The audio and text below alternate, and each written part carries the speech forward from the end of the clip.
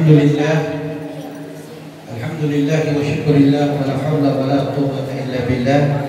Asyhadu an la ilaha illallah wahdahu la syarika lah wa asyhadu anna Muhammadan abduhu wa rasuluhu wa la nabiyya ba'dahu. Allahumma salli wa sallim ala sayyidina Muhammad wa ala alihi wa sahbihi ajma'in. Amma ba'd. Rabbi zidni 'ilman nafi'an warzuqni fahman wasi'an. Rabbi shrah li sadri wa yassir li amri wa hlul 'uqdatam min lisani yafqahu qawli. Rabbi saddid lisani wa hdi qalbi bihaqqi sayyidina Muhammadin sallallahu alaihi wasallam. Bisturakum ya ala darbi ala al-batin ya ala al-nuba ya ala al-nur bi jahil muhammadin wa biyan wa salihin wa ba'd. Yang saya hormati Ibu Ketua BKMT Kota Bitung Bapak Ibu Hajar Amelia Daud, pengurus BKMT Kota Bitung, pengurus BKMT Kecamatan, dan pengurus BKMT tingkat kelurahan, dan ibu-ibu ketua majelis-majelis ta'lim, para anggota, ibu-ibu yang saya hormati dan yang dirahmati Allah. Saya hormati juga kanda saya Bapak Soeharto Bonotio. Semoga Allah memberikan kita semua kesehatan dan keafiatan. Allah mudahkan segala urusan. Allah berikan kita rezeki dan kebaikan. Amin. Saya ingin memberikan satu opsi kepada ibu-ibu. Apa saya ceramah saja atau saya tidak bisa ceramah, tapi kita diskusi, tanya jawab. Kira-kira bagaimana ibu? Kalau saya ceramah berarti ibu-ibu saya. Kalau tanya jawab berarti saya yang harus ikut ibu. Jadi bagaimana Bu? Isi ceramah dulu baru tanya jawab. Kalau isi ceramah dulu baru tanya jawab, biasanya sudah terarah. Oh, berkaitan dengan materi Ustaz. Tapi kalau langsung dibuka, ibu mau bertanya tentang hukum-hukum wanita dalam Islam, ibu-ibu mau bertanya tentang hukum-hukum keluarga dan sebagainya, bebas. Kalau saya bisa jawab, berarti itu saya belajar. Saya tidak bisa jawab, berarti insya Allah di kali berikut saya jawab. Boleh? Oke, sekarang buka pertanyaan. Ada yang mau bertanya? Silakan, tidak usah ragu-ragu ibu. Bertanya apa ya? Silakan Bu. Ibu sampai ibu, saya kerja mata ibu ini. Saya kenal sekali. Ayo ibu ini, bismillah.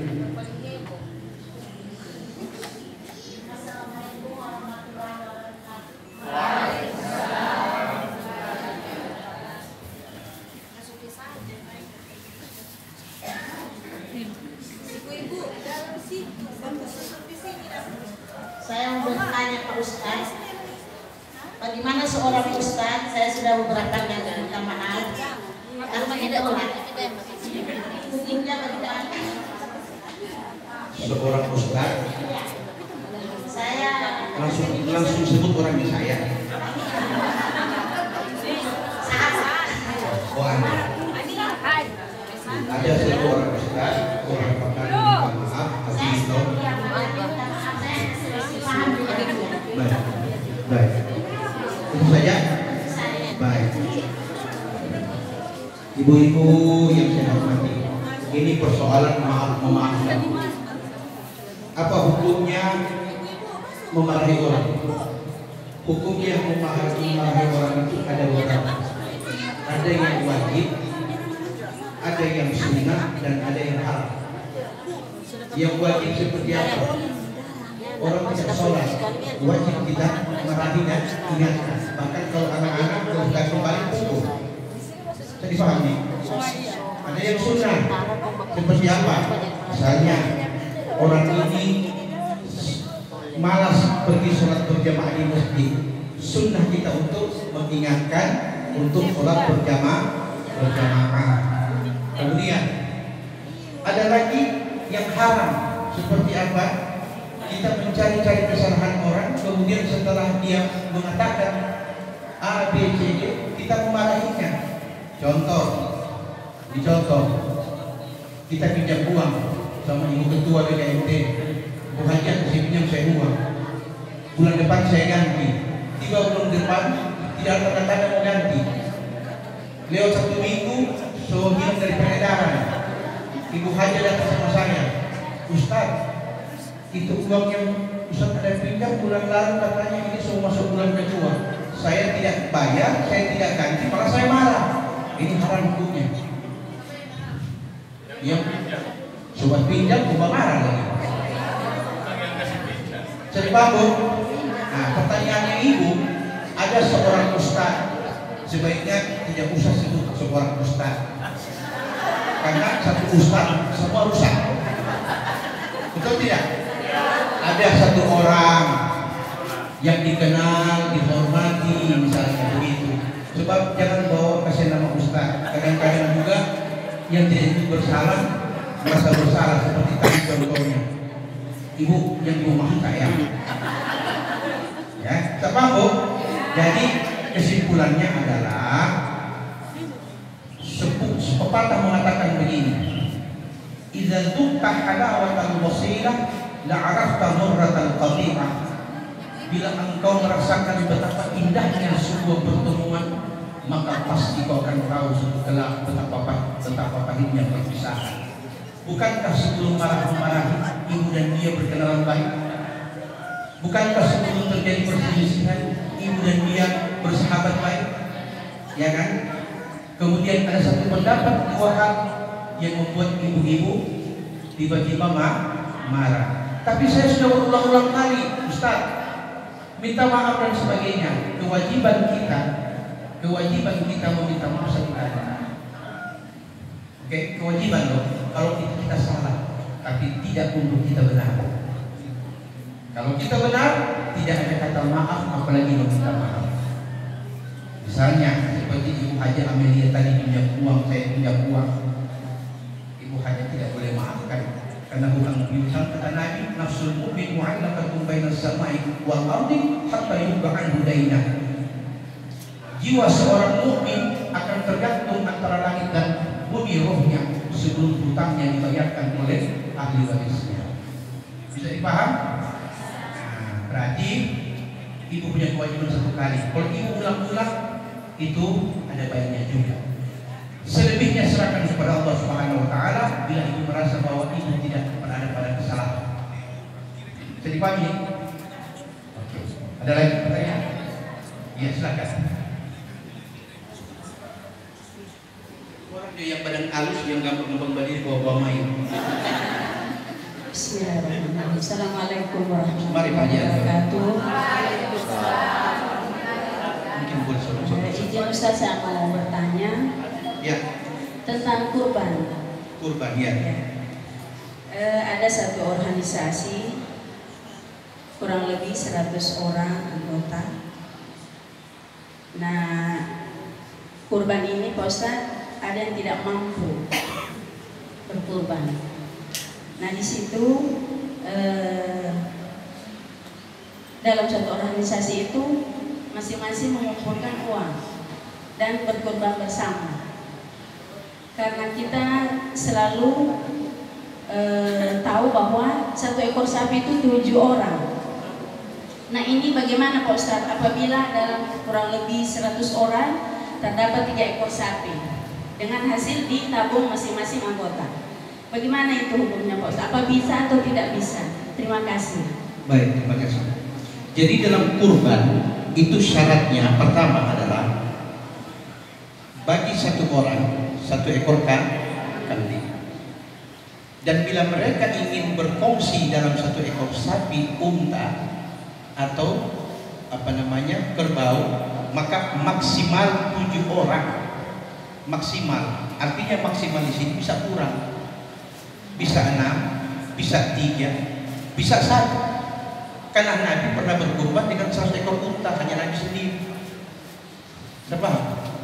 Jadi tidak boleh lebih dari itu 7. Nah, sekarang 3 ekor sapi 100 orang itu juga disebut dengan sedekah, bukan kurban, karena melebihi dari 7. Ya, bisa dipahami.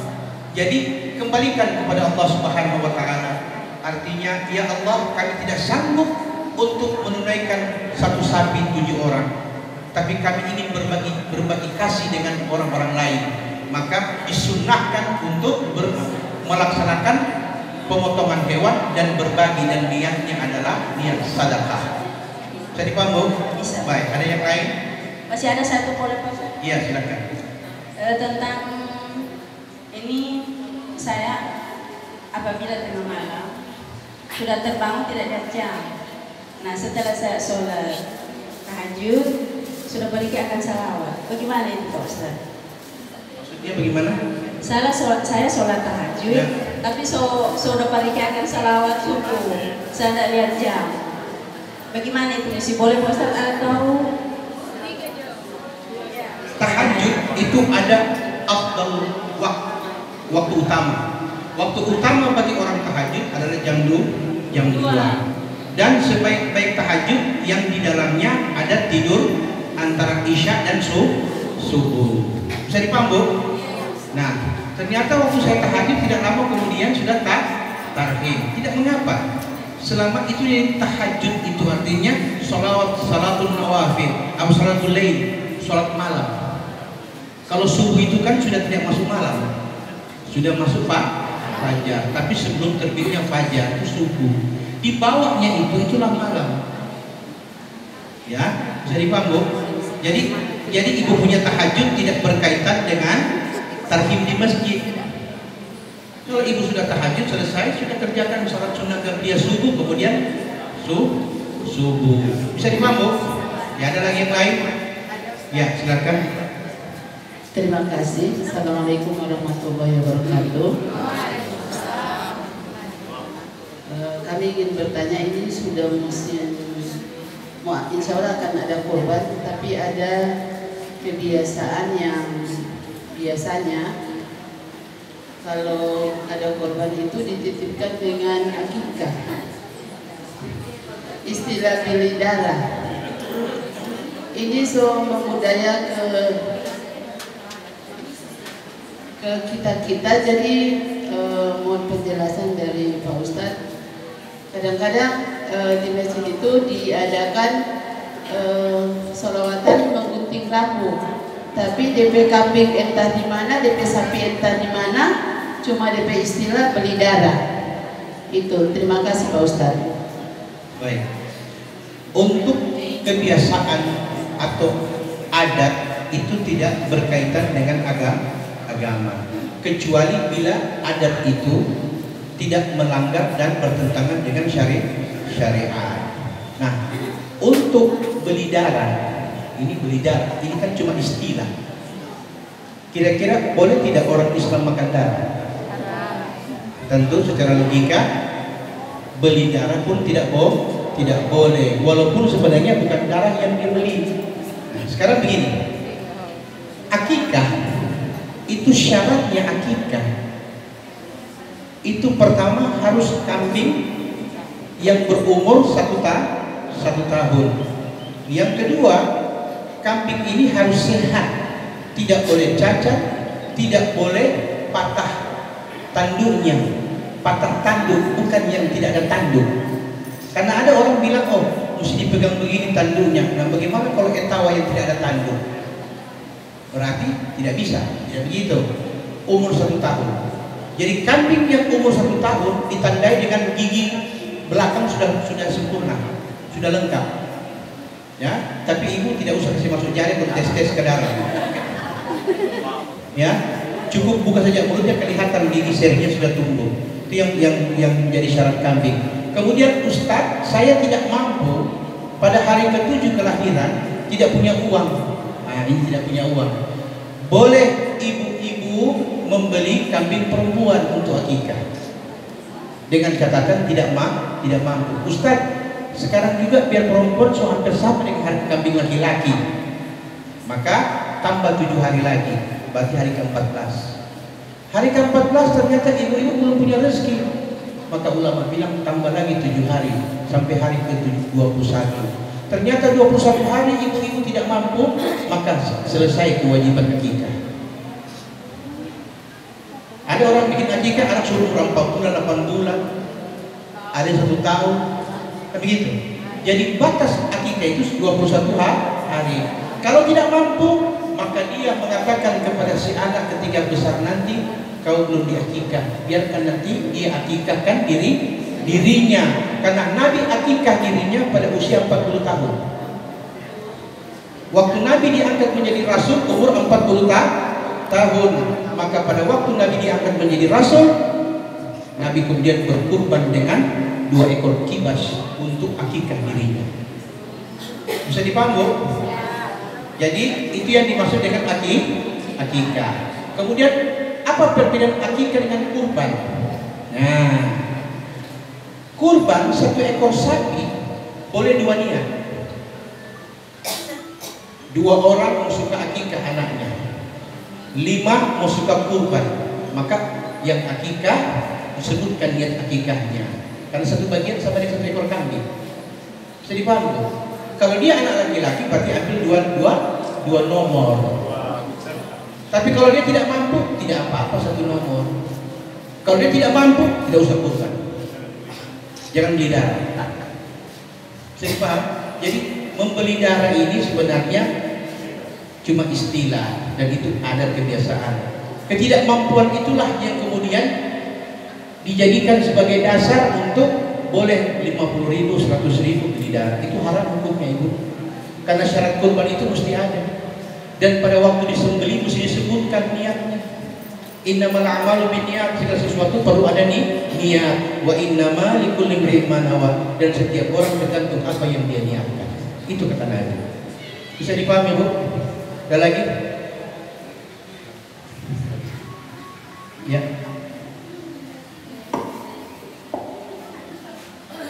Ya Ustaz, terima kasih. Masih berkaitan dengan kurban Ustaz.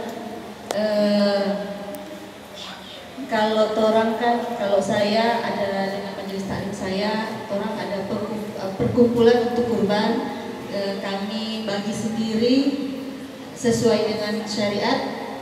Pekurban itu sepertiga bagian. Tapi bagaimana kalau torang sendiri dan Ustaz yang mau berkurban? Berarti kan torang ambil sepertiga bagian, yang 2/3 itu torang sedekahkan. Ada yang kebanyakan ambil sendiri semua itu, Ustaz. Bagaimana itu dihukum, Ustaz? Ya, soal ambil sendiri itu ada 2 niat. Niat mau pakai semua, dan niat mau kasih pada keluarga. Betul tidak? Tapi biasanya biar dia golojo, dia makan semua. Bisa dipahami nih? Nah, jadi sekarang apa perbedaan akikah dengan kurban? Nah, ini perhatikan ibu-ibu. Akikah itu tidak boleh dimakan oleh ibunya, bapaknya, saudaranya, kakeknya, neneknya disunahkan makan, itu akikah. Dan selebihnya panggil tetangga dan masak. Perbedaan kedua, daging akikah yang akan dibagi lebih afdal dalam keadaan masak daripada mentah. Sedangkan kurban lebih afdal dalam keadaan mentah daripada dimasak. Jadi paham? Kemudian akikah juga sebagai tebusan orang tua terhadap anaknya di hadapan Allah. Hadis Nabi mengatakan, kullu mauludin murtahanatun bi akikah hatta tudbahu anhu yawma sabiq wa yusamma fi wa yuhlaq.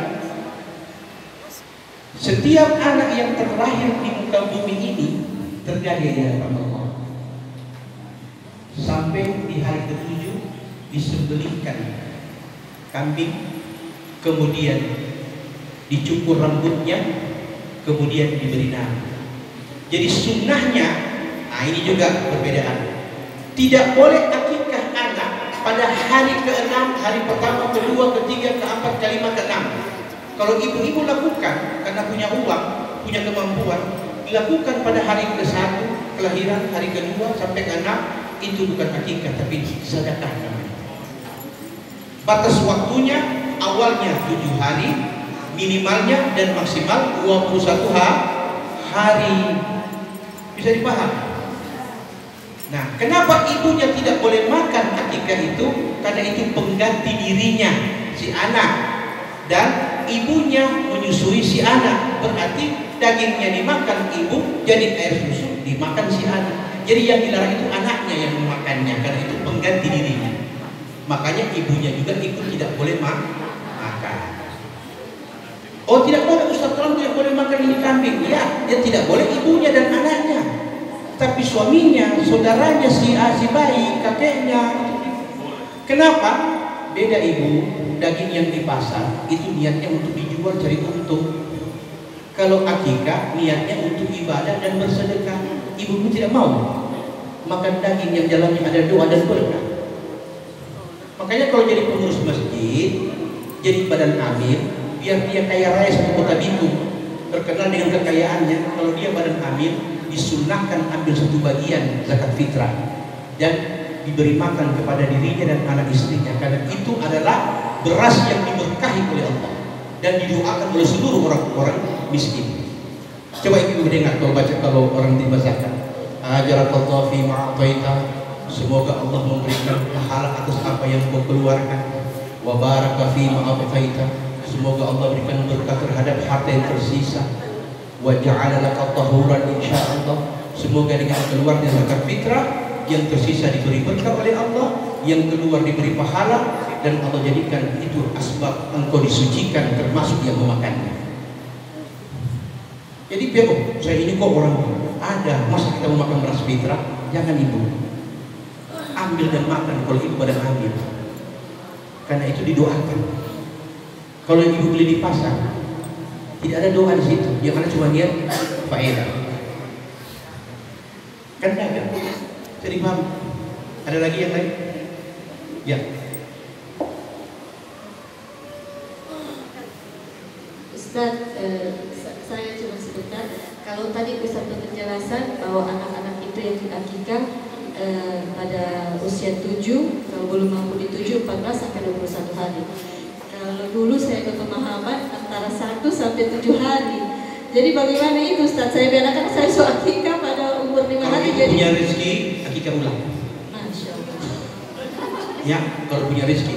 Tapi kalau tidak punya, tidak mampu, tidak mengapa. Ingat, akikah bukan wajib. Akikah sunnah. Kenapa? Karena bila tertebus itu anak, jadi pertama, hari ke-7 hari paling utama, paling afdal. Sama dengan orang sholat, yang paling afdal sholat itu pada awal waktu. Nah, akikah juga demikian. Hari ke-7, kapan dihitung hari ke-7? Hari pertama kelahiran. Dia hari pertama. Jadi kalau dia lahir jam 12.00, begitu? Bukan begitu. Dari maghrib hitungannya, karena tahun Hijriah. Bukan Masehi. Dia lahir sebelum maghrib, sudah maghrib. Sebelum maghrib berarti terhitung hari ini. Dia lahir sesudah maghrib berarti terhitung hari esok. Jadi paham? Jadi kita buat hitung dengan tahun Hijriah. Ya, kemudian dicukur rambutnya si bayi, kemudian ditimbang pakai timbangan pegadaian. Iya, cuma istilah saja, timbangan gram. Karena apa? Kalau ibu bawa di pasar timbangan kilo, tidak bergerak itu timbangan. Rambut cuma berapa? Biasanya dia 1 sampai 2 gram. Kalau ibu-ibu punya rezeki, pas-pasan ambil ukuran perak. Berapa gram rambut si bayi? 1 gram. Berapa harga perak hari ini? 100.000. Kalau ada rezeki, keluarkan sedekah 100.000. Tapi kalau ibu punya kemampuan lebih, ambil takaran emas. Berapa 1 gram emas? 800. Nah, 800 sedekahkan. Kepada siapakah daging akikah paling afdal diberikan? Dibagi 3. Yang pertama, yang membantu kelahiran sekalipun beda agama. Sebagai syiar, masak kasih kepada dokter, kepada suster. Bisa dipahami nih. Sepertiganya lagi berikan kepada orang-orang alim, orang-orang saleh yang ahli ibadah. Berharap doa mereka. Berharap doa mereka. Waktu berikan, berikanlah dalam keadaan sudah dimakan. Yang ketiga, itu yang dipakai untuk keluarga, kecuali ibunya dan tetangga-tetangga. Bisa dipahami? Tadi pertanyaannya apa tadi? Saya ini Belum 7 hari sudah akikah. Nah, ibu sudah paham kan? Ada rezeki akikah lagi. Karena akikah berkaitan dengan doa anak kepada ibu dan ayahnya. Ulama bilang ketika ada anak yang belum diakikah, dia berucap, Rabbi ghfirli wa liwalidayya. Allah bertanya, sudahkah engkau ditebus ayah ibumu? Sudahkah engkau ditebus oleh ayah ibumu? Belum. Kalau begitu ditahan Allah doanya, karena belum diakikah. Itu sebagian riwayat mengatakan. Oke? Jadi akikah tergadai. Namanya setiap anak yang tergadai berarti ada dua kepemilikan sementara dan kepemilikan selamanya. Saya punya barang, saya bawa di pegadaian, tujuannya untuk mendapatkan pinjaman dengan jaminan barang. Bolehkah pegadaian menjual barang itu? Tidak boleh sebelum ada persetujuan. Berarti kan ada namanya akad waktu. Ketika saya gadaikan 3 bulan, maka selama 3 bulan tidak boleh pegadaian menjualnya, melelangnya, karena itu masih sebahagian milik saya, sebahagian masih milik gadaian sampai batas waktunya disepakati. Nah, anak juga demikian. Jadi kalau si anak tidak tertebus di hadapan Allah, padahal orang tuanya mampu, itu yang tertolak. Menyengaja namanya. Tahu? Menyengaja itu bahasa fikih, bahasa pasar tua sengaja. Jadi paham, Bu? Ada lagi? Ya.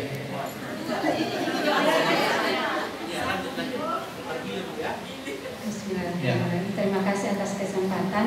Ini Ustadz mengenai wanita haid, ya, yang kadang-kadang kan sekarang orang kalau bikin pengajian itu di masjid. Wanita haid, Ustadz, wanita haid yang masuk di dalam masjid ingin mendengarkan pengajian. Intinya itu. Terima kasih, Ustadz. Wanita haid, wanita junub, wanita nifas itu tidak boleh masuk masjid kecuali sekedar lewat. Itu makanya kenapa sholat Idul Fitri dan Idul Adha dibolehkan buat di lapangan supaya wanita-wanita bisa hadir mendengarkan khutbah. Masjid tidak boleh. Orang junub, ya, junub maksudnya dia tidak haid, tidak nifas, tapi selesai berjima dengan suami belum sempat mandi junub, maka haram dia masuk dalam masjid. Betul tidak? Beda bila lewat waktu. Contoh, wanita haid batas waktunya sehari semalam minimal, dan paling lama 15 hari. Wanita haid. Kalau hari ke-15 dia masih haid, maka sudah wajib dia bersihkan tempat keluarnya darah, pakai pembalut, dan wajib mandi junub dulu, kemudian bersihkan keluar darah, pembalut, dan sholat. Sudah wajib sholat hari ke-15. Tapi Ustaz masih keluar darah. Nah, itu ulama bilang itu namanya ad-damul ma'fu, bukan ad-damul haid, bukan darah haid lagi, tapi sudah darah yang dimaafkan karena darah penyakit namanya.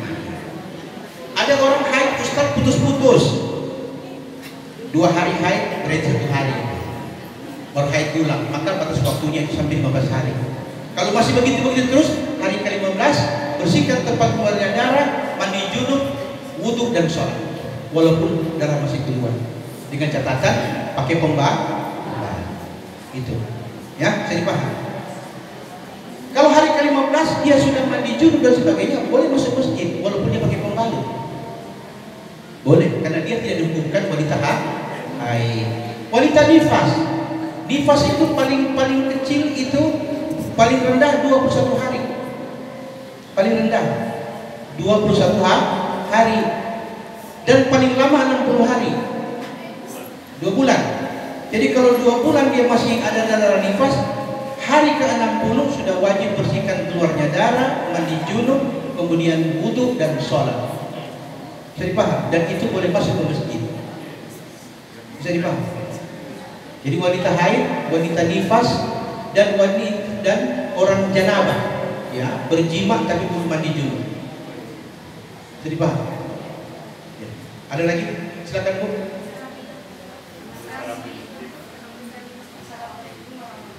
Maaf, serap di masjid. itu selain di masjid, bagian dari masjid. Allah dalam Quran mengatakan illa abidis sabil, kecuali sekedar lewat. Kalau lewat permisi biar tidak ada orang, tidak ada lewat saja dan tidak usah bilang permisi. Nanti ada penampakan baru dia bilang Maswan gitu musala itu. Bisa gitu? Bisa dipahami ya? Silakan Bu. Terima kasih. Assalamualaikum warahmatullahi wabarakatuh. Waalaikumsalam. Ustadz, mungkin ini pertanyaan saya sudah ditanya oleh teman-teman, tapi mungkin saya belum terlalu paham. Saya mau tanya ulang mengenai akikah. Tadi bayi yang lahir di akikah itu umur 7 hari.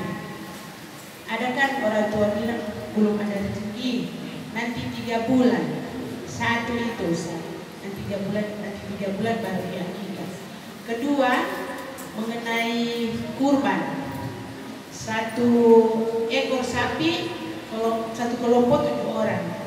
Misalnya saya pembagian, saya tidak mau bahagi di situ, saya mau ambil, nanti saya bahagi pas saya pilih saudara-saudara yang tidak mampu. Ketiga mengenai materi pertama mengenai sholat. Dia bilang kalau sholat kok tidak bergerak bibir itu tidak sah. Kan orang berdoa di dalam hati. Itu pertanyaan saya, Ustaz. Terima kasih. Saya jawab dulu yang ketiga ini yang tidak bergerak bibir ini. Kalau dia pelipsik tabal kan? Ya. Jadi pergerakan bibir itu sebenarnya untuk lebih meyakinkan diri. Jadi bukan syarat sahnya sholat, Ibu. Jadi, lo bagaimana tuh orang sumbing dah? Yang dipesumbing sebegini. Itu biar dia sampai bergerak terus itu. Betul tidak?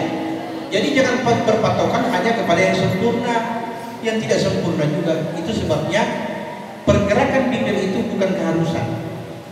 Hati kita sholat, kecuali sholat duha, sholat yang harus dilahirkan seperti subuh, isya dan maghrib dan isya. Lalu pertanyaan yang kedua tentang 1 sapi kurban tadi toh. Ternyata bulan ketiga ya Ibu. Nah, bulan ketiga. Ulama ada 2 pendapat Ibu. Kalau Ibu kategori mampu, ya batas maksimal 20 hari. Tapi kalau Ibu betul-betul kategori tidak mampu, tidak mengapa sampai mampu kata Imam An-Nawawi. Oke. Tapi kalau tidak mampu terus sampai itu orang sebesar, wajib kasih tahu itu anak, kau mau diakikah. Nanti dia akikahkan dirinya. Setelah sudah cukur rambut, sudah dipotong kambing, sudah dicukur rambut, Ibu setiap kali mau kurban maupun akikah, Nabi senantiasa mengatakan sunnah untuk menyaksikan penyembelihan. Orang kalau pergi di haji bayar dam, dia harus pergi lihat kambingnya, harus pergi lihat damnya, kemudian dikalongi. Itu sunnah untuk melihat. Suatu saat Rasulullah akan akikah Sayyidina Hasan, Siti Fatimah duduk.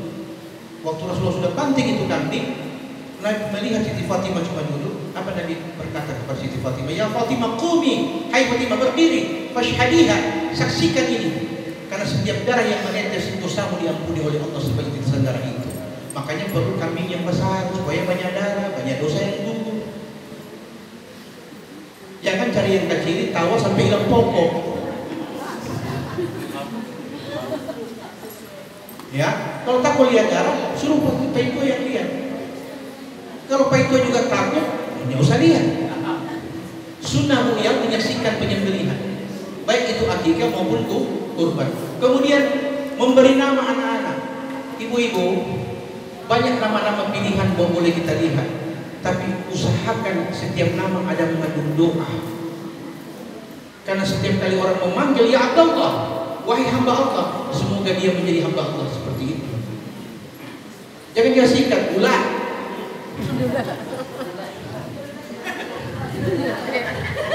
Pak Ato bilang Ustaz PAD itu.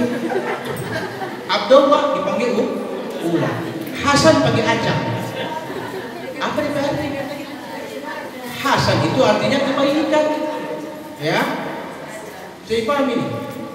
Jadi berilah nama-nama anakmu itu dengan nama-nama yang dalamnya ada kebaikan. Ada hadisnya. Kalau orang pergi di haji, biasanya pulang haji itu ada sertifikat. Ada trompet nama di situ. Di situ ada hadis Nabi yang tulis. Ya. Innakum yud'auna yaumal qiyamah bi asma'ikum fahsinu asma'akum. Seharusnya kalian berilah nama anak-anakmu itu dengan nama-nama yang indah dan nama yang mengandung doa, karena kamu di hari kiamat akan dipanggil sesuai namamu di dunia. Kalau Acang, Acang.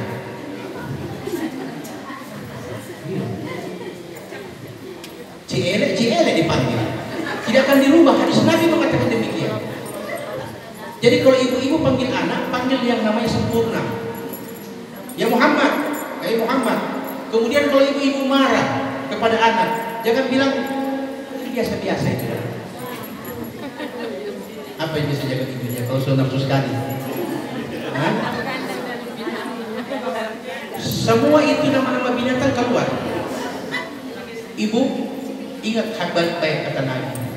Ucapan seorang ibu dalam keadaan marah dan dalam keadaan ridha dikabulkan Allah. Ucapan seorang ibu dalam keadaan ridha dan dalam keadaan marah dikabulkan oleh Allah dan diaminkan malaikat. Jadi bagaimana cara marah kita kepada anak? Cara marahnya begini. Ini misalnya, Hasan, mudah-mudahan Allah kasih hidayah sama kamu. Ada kisah di Palu, kota Palu. Itu sudah ambil, saya terus ambil di Palu, ambilnya di Makkah. Ibu tahu?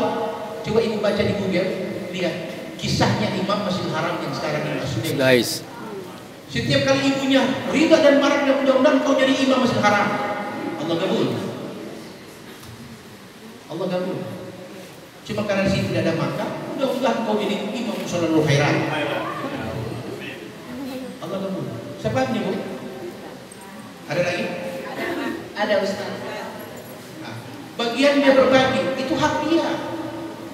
Hak orang yang kurban. Panitia itu sebenarnya bukan berhak mengambil bagian.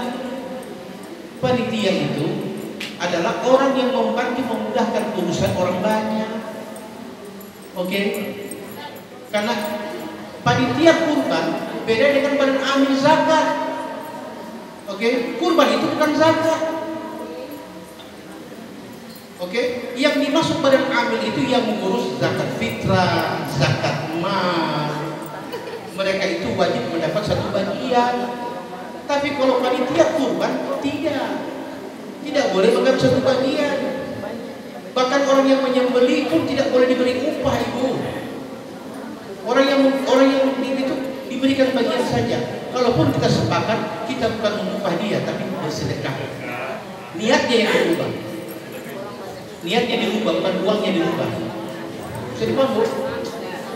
Jadi kalau ada panitia marah dan sebagainya, kasih tahu begitu bahwa ini kan bukan zakat, ini sedekah kurban. Saya paham, Bu?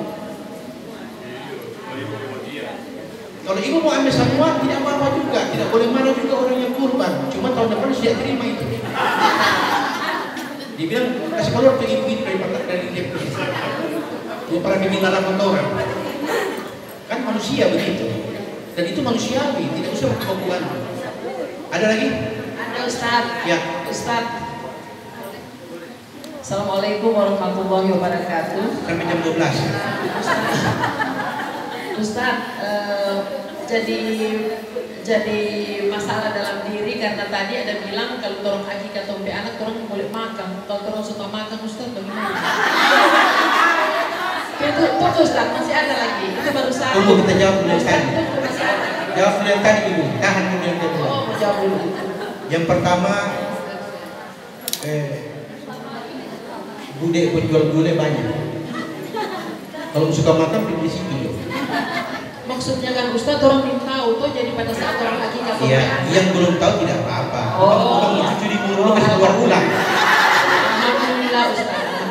Jadi kalau sudah tahu, Iya. kalau sudah tahu. Iya, yang penting sekarang sudah tahu Ustaz. Ya, yang kedua. Berikut, Ustaz ada kebiasaan di saya di tempat orang saya butuh, maaf ya kalau ada orang butuh sama-sama. Ada kebiasaan, Ustaz, di 7 hari orang butuh itu kalau meninggal mesti mau potong akan kambing.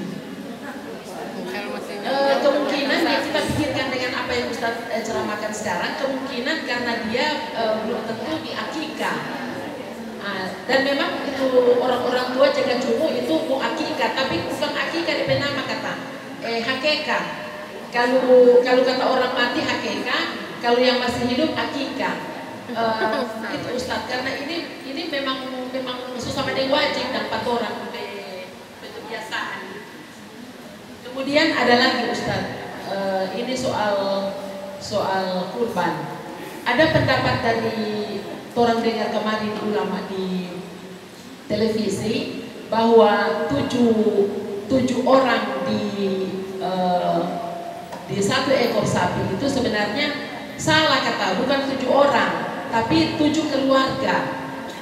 Karena Nabi kata waktu menyembelih kurban atas nama saya dan keluargaku, begitu kata. Apa itu boleh, bagaimana? Mohon penjelasan.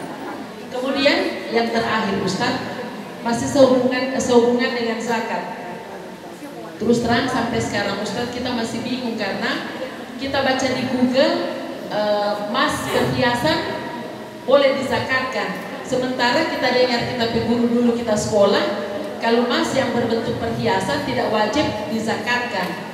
Sementara ini karena dalam keadaan begitu kok ini doi sudah pakai beli segala macam, sudah tidak ada doi pada saat mau berzakat. Sampai hari ini kita ragu-ragu. Terima kasih. 3 pertanyaan. Iya.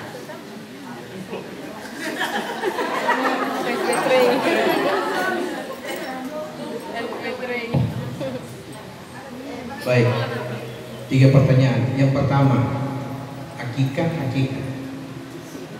Anak yang mati dalam kandungan tidak ada akikah. Anak yang mati dalam kandungan tidak ada akikah. Anak yang lahir cuma lahir, buka mata, tidak menangis, tutup lagi mati, buat sunnah akikah. Karena dia pernah hidup. Sepaham? Tapi pertanyaan itu bukan itu. Saya mau menjelaskan yang sampai saya lupakan, itu penting. Orang yang mati kemudian kebiasaan dianggap bahwa jangan sampai dia mungkin tidak diakikah dan sebagainya. Ibu kalau niatnya baik maka jadi sedekah kalau seandainya almarhum sudah diakikah. Tapi kalau niatnya dia katakan ini bagian dari agama, hati-hati. Agama tidak mensyariatkan begitu. Saya niat sudah saya ikuti juga ada, karena dalam kaidah usul fikih dikatakan al-'adatul muhakkamah, adat kebiasaan yang baik yang bersesuaian dengan agama dapat dijadikan sebagai sandaran hukum. Jadi tergantung ya, tergantung orang yang niat tadi itu. Kalau dia niat untuk apa? Untuk akikah, jangan sampai almarhum ini tidak diakikah, tidak mengapa. Kalau seandainya juga pernah diakikah tapi diulang, yang pertama sudah, yang kedua sunnah lagi, maka pahalanya dapat kepada si mayit. Bisa dipahami ini, Bu? Tapi kalau niatnya ini hanya sekedar, oh ini kan ada dan sebagainya, maka dia tidak memperoleh pahala daripadanya. Karena innamal a'mal binniyat. Yang ketiga, pertanyaan ibu yang ketiga tadi adalah apa tadi? Ya, emas. Emas yang dianggap perhiasan itu ibu, yang di bawah 85 gram. Di bawah 85 itu perhiasan. Kalau sudah 85 gram simpanan. Jadi paham? Jadi ketika sudah mencapai 85 gram sudah harus dikeluarkan zakat 2,5%, karena itu sudah kategori simpanan. Di bawah 85 perhiasan. Jadi paham ya? Kira-kira kalau saya pakai gelang yang berat 50 gram di tangan begini, berat tidak tangan? Berat. Rata-rata berapa biasanya? 16, 17 gram, 20 ya kalau untuk gelang. Dan kalau untuk anting-anting boleh pakai 85 gram. Kan tidak? Itu logikanya begitu. Jadi kalau sudah sampai 85 harus kasih keluar zakat. Walaupun dalam bentuk perhiasan. Kemudian bisa dipahami nih. Karena nanti gini ya, supaya ibu-ibu paham mana perhiasan, mana simpanan. Oke? Jadi yang wajib dikeluarkan zakat simpanan, karena dianggap sama dengan deposito, sama dengan tabungan. Bisa dipaham? Baru tentang tadi ulama yang mengatakan bahwa bukan satu orang, sebenarnya satu orang itu perwakilan kepala keluarga. Makanya ibu-ibu kalau kasih masuk kurban sapi jangan daftar ibu penama, Pak Ibu penama, karena dia kepala keluarga. Karena yang disebutkan itu kepala keluarga dan untuk keluarganya, wa alihim, dan keluarganya. Bisa dipaham? Jadi misalnya nama ibu, suami nama ibu Ahmad, sebutkan nama. Ya, tapi yang mencari kita, bukan soal mencari kita. Kurbannya itu untuk keluarga. Itu betul yang dikatakan oleh ulama tadi. Bisa dipaham? Sudah jelas, Bu?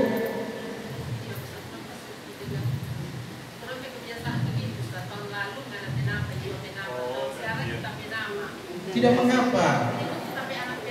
Berarti tidak mengapa. Jadi begini saja. Kalau ibu mau ibu punya nama, ganti-ganti nama-nama begini, berarti pribadi-pribadi. Tidak apa-apa itu. Bukan Pak Itu nama terus maksudnya. Artinya kalau Pak Tua itu sudah pakai namanya, itu untuk satu keluarga. Tapi kalau pakai nama ibu, nama anak, untuk dirinya. Kan kepala keluarga ibu atau bapak? Nah, itu. Yang pentingnya pakai nama RT. Ada lagi? Ya. Sudah nggak ada orang bertanya, saya deh Ustaz. Ya. Dia kurban pakai nama orang tua yang meninggal. Tidak boleh. Ada penjelasannya. Pakai nama ibu, niatkan pahalanya untuk orang tua. Karena orang mati tidak berkurban. Kumpul dia bangun ulang bagaimana?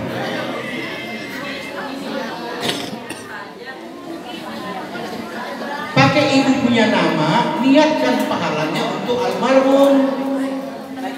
Karena yang kurban orang hidup, bukan orang mati. Saya paham, Bu? Ya, silakan Bu aja.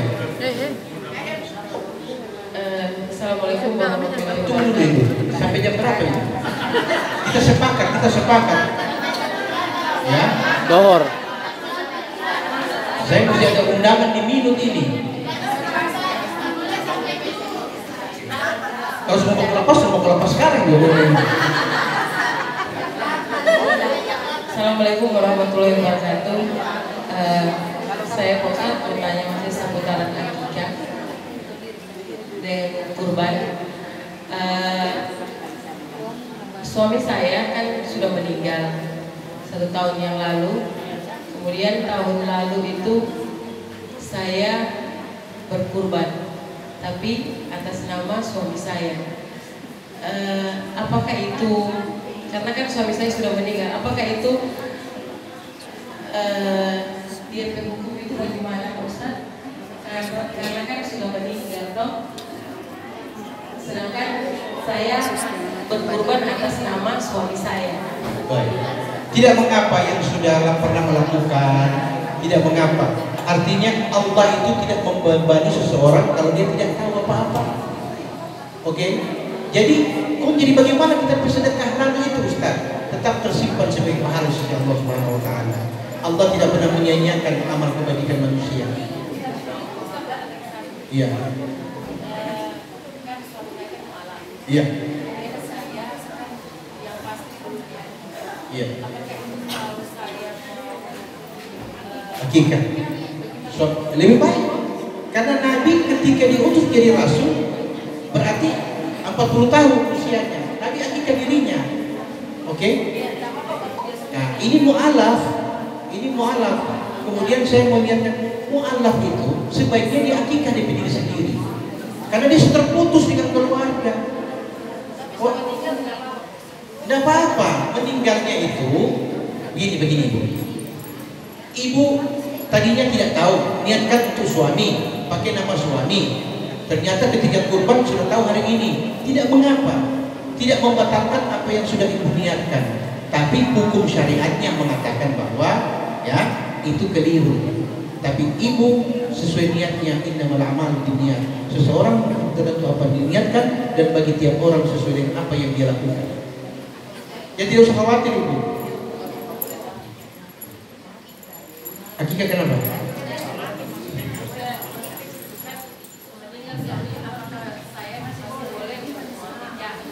Boleh, tapi ibu punya nama pakai. Niatkan untuk dia, tapi bukan untuk akikahnya. Karena akikah bukan wajib, ingat. Ingat, dia bukan wajib. Kalau ibu ada rezeki mau, silakan. Niatkan pahalanya sama. Ibu, itu mu'alaf itu cuma 1 tahun. Kalau macam Haji Anton 17 tahun, 18 tahun begini bukan mu'alaf ini, muslim. Jadi kalau jangan datang ke masjid kita kasih mu'alaf berapa tahun, baru 40 tahun. Kontek apa menjadi Islam? Jadi orang menerima zakat mu'allafah qulubuhum itu artinya 1 tahun atau sampai dia kuat DP iman. Dia sudah sholat, dia sudah kerjakan rukun-rukun, maka sudah tidak diberi zakat lagi. Kalau dia tidak mampu. Tapi kalau dia kategori orang mampu, ya orang mampu, maka tidak lagi diberikan zakat. Tapi kalau dia miskin, 1 tahun dia bukan lagi mu'allaf, tapi sebagai orang fakir yang menerima zakat. Berubah statusnya. Bisa dipahami ini? Ya, Bu Hajar, silakan. Terima kasih. Assalamualaikum warahmatullahi wabarakatuh. Ini yang saya suka dari dulu, saya sering katakan kepada pengurus-pengurus cabang. Kalau boleh seperti ini, orang dialog, karena akan banyak, karena tiap orang itu bukan hanya satu permasalahannya saja. Memang Ustaz kalau berceramah lain kali ada yang dengar cuma lewat, kan DP badan di sini, DP pikiran ke sana. Jadi tapi alhamdulillah ini seperti ini. Insya Allah untuk Maesa, insya Allah seperti ini. Saya juga Ustaz banyak yang saya tidak tahu. Kapan lalu ada teman orang di Azahra itu mu'alaf. Kemudian dia bawa undang begini Ustaz. Dan saya kok mau bawa akikah. Hah? Bawa akikah apa? Saya berdiri, saya mu'alaf. Boleh. Udah. Saya tetap mau jawab, boleh. Boleh juga. Tadi saya bicarain teman-teman, ada yang tak tahu, ada yang apa. Kan kita nggak tahu hukum. Alhamdulillah pada hari ini, pagi ini ada dengarkan Nabi aja 40 tahun baru akikah. Alhamdulillah. Jadi kita tambah ini. Insya Allah orang semua ini udah dengar ini sama insya Allah ya. Apa jadi orang berpengetahuan. Terima kasih Ustaz karena memang seperti ini. Insya Allah ilmu yang bermanfaat mengalir untuk Ustaz dan untuk orang insya Allah kalau orang amalkan, orang kemudian orang bagikan juga insya Allah buat orang ini insya Allah. Alangkah senangnya indahnya berada di PKMD kayak gitu. Kemudian Ustaz begini, ini masalah zakat mal. Tadi singgung masalah emas. Saya Ustaz karena memang emas ini memang jadi ada yang berpendapat begitu, tetapi namanya so lewat 85 gram harus. Yang jadi permasalahan ketika orang membagikan, Ustaz saya membagikan kemana ini? Ke bangunan masjid atau kepada, tapi ada envelope yang masuk, saya lihat di situ ada zakat fitrah, zakat mal, jadi saya situ tahu. Tapi saya ya Allah, bagaimana apa di sana yang menerima ini apa dong paham di zakat fitrah, zakat mal ini bagaimana? Tapi ya Bismillah, yang penting dokter bagi itu kan semuanya Allah yang nanti yang akan yang itu tahu Ustaz seperti itu. Jadi pertanyaan saya, apakah saya atau teman-teman yang lain sudah terlepas dari hukum mengeluarkan zakat mal itu? Demikian. Terima kasih. Assalamualaikum warahmatullahi wabarakatuh. Terima kasih. Jadi persoalannya sekarang yang dihadapi adalah mengenai amanat zakat yang kita berikan. Siapakah yang paling afdal menerima zakat kita? Baik fitrah maupun mal. Yang paling afdal adalah wal jarinil qurba. Itu disebutkan dalam Quran. Siapa itu jari dzil qurba? Tetangga yang masih ada hubungan kerabat. Tetangga dekat yang masih ada hubungan kerabat. Yang kedua, kalau tidak ada tetangga yang berhubungan kerabat, wal jaril junub, tetangga yang dekat tapi statusnya fakir. Tidak, muslim tidak menerima zakat, non muslim tidak diberi zakat, ya, diberi hadiah. Bisa dipahami? Wal jaril qurba wal jaril junub, ya. Wal jambi, kemudian dikatakan wabis sabil, itu anak-anak kos yang lagi sekolah. Oke, anak-anak kos yang lagi sekolah, mereka ibnu sabil, mereka lebih utama diberikan. Sepaham? Bal fuqara wal masakin wa du'afa, orang fakir dahulukan mereka. Tahu perbedaan fakir dan miskin? Kalau fakir makan pagi, ya, tidak punya makan malam. Kalau miskin makan pagi masih punya makan malam. Itu perbedaan. Jadi fakir yang didahulukan. Kalau pembangunan masjid itu dan disebut dengan fisabilillah. Jadi beda, yaitu fisabilillah dan ibnu sabil. Fisabilillah masjid, pondok pesantren, panti asuhan, ya. Nah, itu disebut dengan fisabilillah. Tapi kalau ibnu sabil, musafir, anak-anak perantau, cari mereka. Karena apa? Mereka ada dua niat. Pertama, mereka niat menuntut ilmu, dan yang kedua sebagai musafir. Tapi musafir yang statusnya mustautin. Apa mungkin bukan mustautin? Jadi yang disebut dengan penduduk itu ada dua, Ibu. Perhatikan, ini yang membedakan hukum nanti. Kalau orang macam Gorontalo datang tinggal di Bitung, cari nafkah di Bitung, itu disebut mukim. Mukim. Oke? Tapi kalau dia penduduk asli di situ seperti suku Minahasa, tinggal di daerah Minahasa, itu namanya mustautin. Mustautin artinya penduduk asli. Kalau mungkin pendatang yang tinggal cari kerja di daerah itu. Bisa dipahami ini? Nah, apa perbedaannya?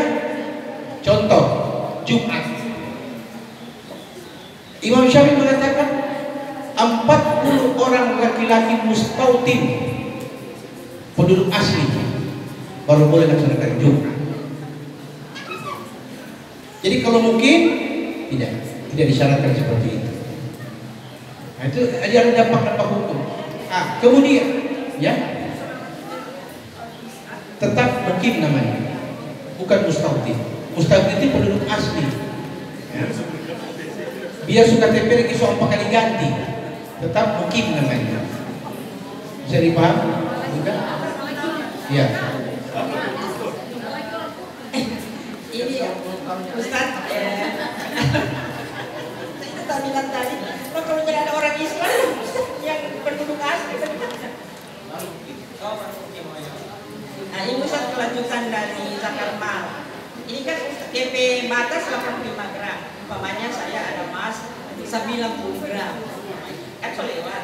Apa yang saya mau kasih keluar DP zakat itu cuma 5 gram atau semua 90? Jadi untuk zakat emas 85 gram itu diukur sesuai harga emas hari itu.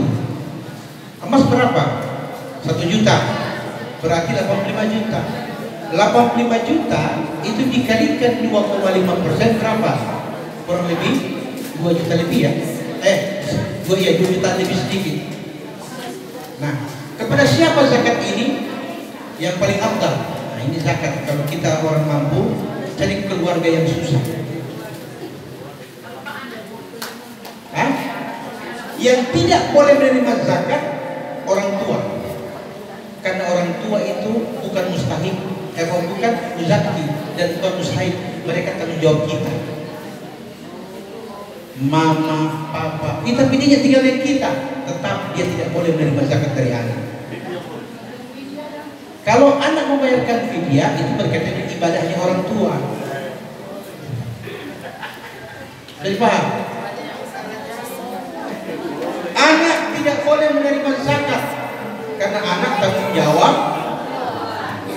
termasuk pembantu yang tinggal di rumah kita yang kita beri nafkah,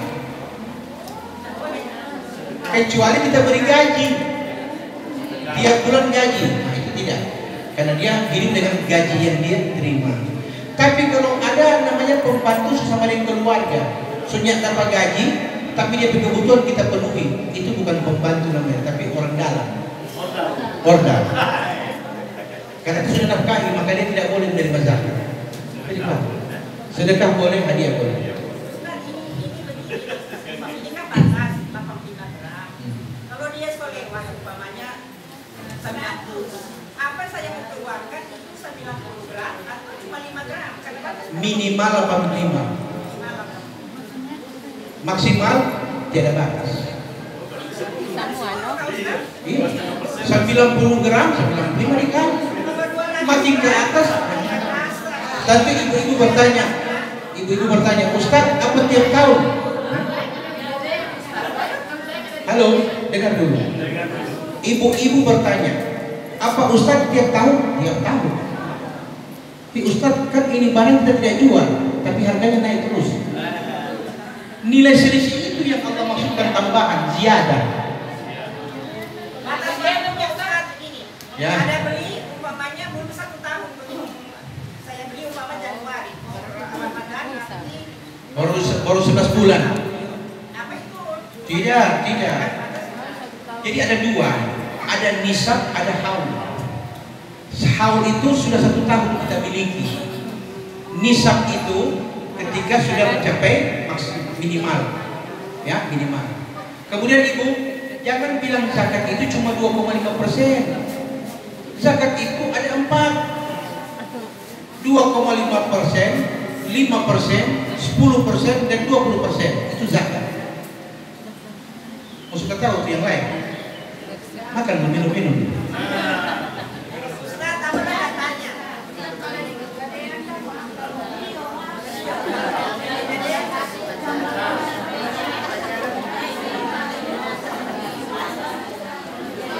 Yang di Pegadaian itu tidak zakat karena itu bukan milik mutlak. Yang masuk di Pegadaian tidak dikenakan zakat karena itu bukan milik mutlak. Yang zakat itu milik penuh. Kan kalau di Pegadaian kan sebagian Pegadaian punya, sebagian orang. Kalau dia dapat tebus, Pegadaian apa? Ya. Oh itu lain lagi Bu. Jangan bikin sama naik gaji. Sekarang ibu punya gaji 5 juta kali 12 berapa? Ya, tidak ada nisab. Tidak ada nisab. Karena 5 gram kan nisabnya, ya kan? Terus Ustaz, kontoran yang ini sedekah.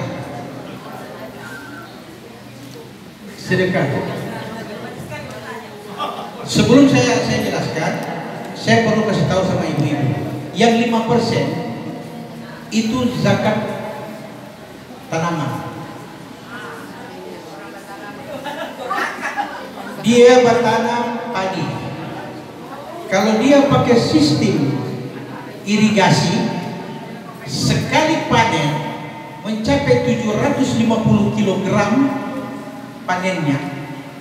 Tapi pakai irigasi ya, maka 750 kg itu nisabnya. Jadi tidak tunggu haul, per panen setiap musim tanam. Padi, kelapa. Kalau buraka itu tergantung dia pakai pengairan, pakai upah tidak. Kalau dia tidak pakai upah, pengairan dan sebagainya 10%. Pertanian. Kalau pakai sistem upah dan sebagainya 5%. Dengan catatan kalau dia mencapai 750 kilo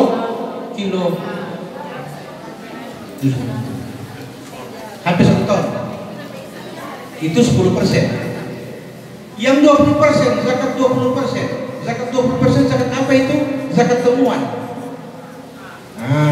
Beli kobong, pun tiba-tiba ada emas di situ. Gali bikin sumur dapat emas, maka saat itu zakatnya langsung 20%. Ustaz besar sekali, cuma ada apa? Cuma ada apa? Yang dibilang harta karun dan itu 20% zakat. Bisa dipahami ini? Oke, cukup. Baik.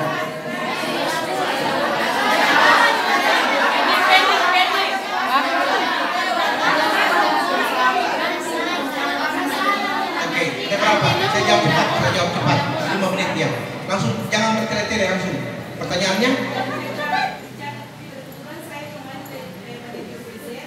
Ada yang buat zakat fitrah sekali dengan zakat motor. Jadi bagaimana? Motor tidak ada zakat, Ibu. Ibu, rumah DP harga 20 miliar, rumah tidak ada zakat. Mobil Alphard kalau dipakai untuk kebutuhan pribadi tidak ada zakat. Tanah kobong kalau tidak pakai buat tanam tidak ada zakat. Yang ada zakat itu mikro karena dipakai mencari. Jadi Alphard 4 miliar, mikro 250 juta. Mikro yang kena zakat karena di pendapatan yang dikali. Wabillahi taufiq wal hidayah. Assalamualaikum warahmatullahi wabarakatuh.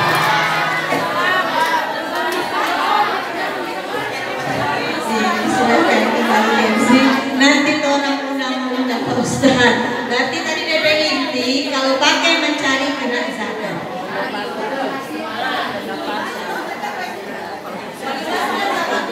Kepada Ustaz mengucapkan banyak terima kasih. Acara selanjutnya yaitu pelantikan pengurus Majelis Taklim Nurul Khairat Pasar 2 periode 2024 sampai dengan 2029 oleh Ketua Umum PCWKMT Kecamatan Maesa oleh Ibu Hajah Hafsah Harun, mungkin mewakili.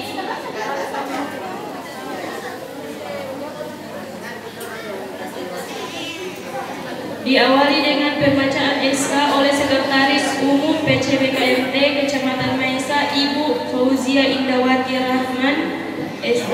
Kepada Ibu dipersilakan.